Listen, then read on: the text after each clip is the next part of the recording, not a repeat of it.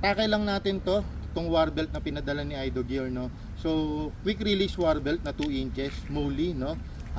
So yan, kung mapapansin nyo, meron siyang Moly and carbon fiber na reinforced support, no. So QD. So yan.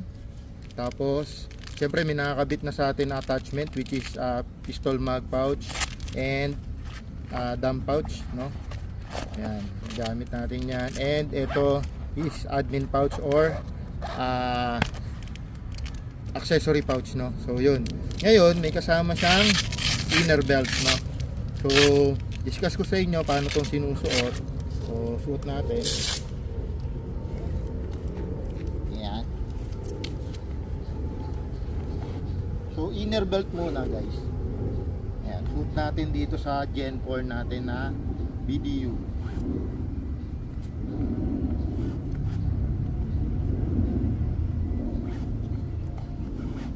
So yan, naka velcro lang yan, guys. Ipitan mo lang dyan.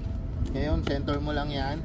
Tapos kunin mo lang itong quick detach na lock. Yan,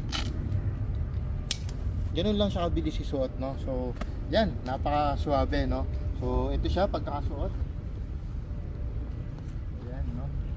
Napakaswabe, no. Yan, shoutout sa Ido Gear. If you want to order itong set na to, guys, hanapin nyo lang sila sa Lazada or hanapin nyo si Ido Gear or yung Ido Gear Airsoft Store, no. So hanapin nyo lang yon, guys, order kayo. Pwede rin dito sa link natin, click nyo lang yung picture dyan sa videos natin, makaka-order na kayo yan. Yan, shoutout sa inyo, maraming salamat.